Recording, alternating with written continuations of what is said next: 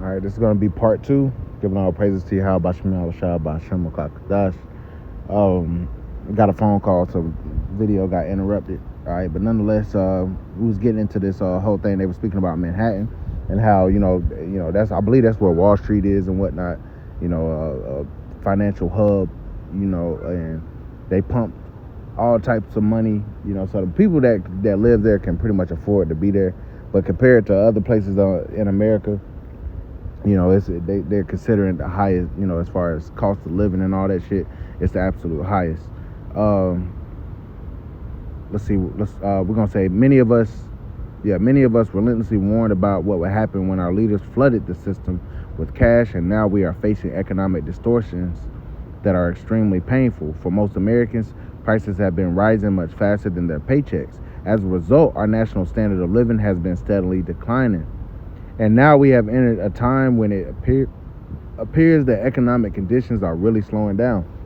And see, this was supposed to be the land of the free, the home of the brave, the place where dreams come true. And that's now we're seeing the latter end of this place, and people are struggling to live. That whole American dream is an American nightmare now. And we've been saying it through the spirit, but even before 2022, the apostles, elders, brothers have been sounding their alarm, saying that there's going to be economic downturn, and you people scoffed. You people wanted to stay in your your little space, and your ignorance is bliss mentality, and you didn't consider. But now you're seeing these things come upon you, and now you're lamenting like we were lamenting. But the Lord is about to destroy this place, and he's systematically breaking this place down. So no, we don't feel bad for you. Hey, we've been in this boat. This is all a part of the Lord's judgment. It says, and now we are entered into a time where it appears that economic conditions are really slowing down. For example, it is being reported that Ford is preparing for yet another round of layoffs. More layoffs, right?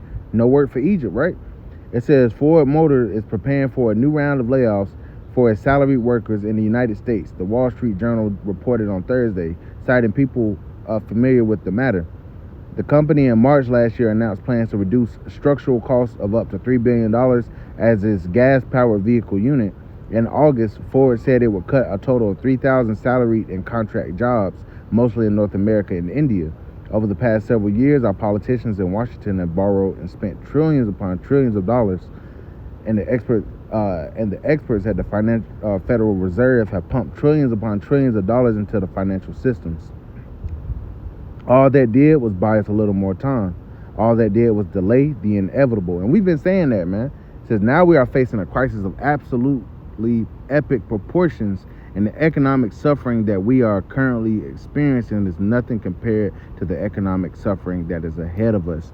And hey, we're talking about famine. So you worried about paying more for groceries and shit. There's going to be a time soon where there's going to be no groceries.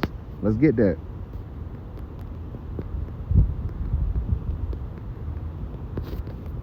Right, 2nd Esdras chapter 6 and verse 22. And suddenly shall the sown places appear unsown, and the full storehouses shall suddenly be found empty. So your storehouses are your Walmarts, your Publix, your Bi-Lo's, if you got any of those, your Trader Joe's, your Kroger's. Okay, so yeah, they're full right now, because there was a time where you were having distribution delays and whatnot, and these, especially in Walmart, these stores weren't filling their shelves up. All right, now it seems like the shelves aren't necessarily the biggest issue. It's the fucking cost, But we're gonna get to a point at some point where there's not gonna be any food in the stores, and then panic is really gonna ensue, because you're not even gonna. It don't matter if you have the money or not. The product isn't gonna be there. All right, and all it takes is for a Black Swan event to go down, and this whole place will be turned on its fucking head. You people are already on edge. All these different states that have become open carry states, everybody got guns. Everybody's uptight about this election, man. All right, this is a recipe for disaster, and it's a recipe for Jacob's trouble. All right, we got all these foreign enemies, domestic and foreign enemies, so to speak. Not we per se, but speaking about America. So you people you don't know where this shit gonna come from, man. You got different movies like Civil War, Leave the World Behind and stuff. They might cut the lights out on y'all ass, man, and then leave you people to fend for yourselves, man. You gonna turn on each other. You people are gonna be at odds, and the Lord is putting everybody at odds against each other. Let's get that. Matthew chapter 10 and verse 34. It says, "Think not that I am come to send peace on earth. I came not to send peace, but a sword." All right, you people think who the world Italy calls Jesus Christ is coming to sing kumbaya with you people. The Lord is really coming to destroy this way of living and to introduce a righteous way, by way of the kingdom. So don't think the Lord is coming to send peace. All right, he's coming to bring world peace. He says, what? I came not to send peace, but a sword. For I am come to set a man at variance against his father, and the daughter against her mother, and the daughter-in-law against her mother-in-law, and a man's foes shall be they of his own household. And hey, that's going to go into, hey, when it comes down to every man for themselves, man, the families are going to turn on each other. It's going to be a lot going down, especially when money gets involved. That'd be a whole lot of reason behind divorces and all that shit, man. But you got both. You got the man and the woman working, all right, and then you got, hey, imagine paying for daycare and shit. All right, daycare be costing damn near as much as rent for if you got 2 kids or 2 or more kids. All right, so the Lord is ultimately causing these divisions where people are so on edge. But we're seeing the economic breakdown of America, Babylon the Great, man. We're seeing that hyperinflation. Let's grab this. This is Revelation chapter 6 and verse 5. It says, "And when he had opened the third seal, I heard the third beast say, Come and see. And I beheld, and lo, a black horse. And he that sat on him had a pair of balances in his hand. And I heard a voice in the midst of the 4 beasts say, A measure of wheat for a penny, and 3 measures of barley for a penny.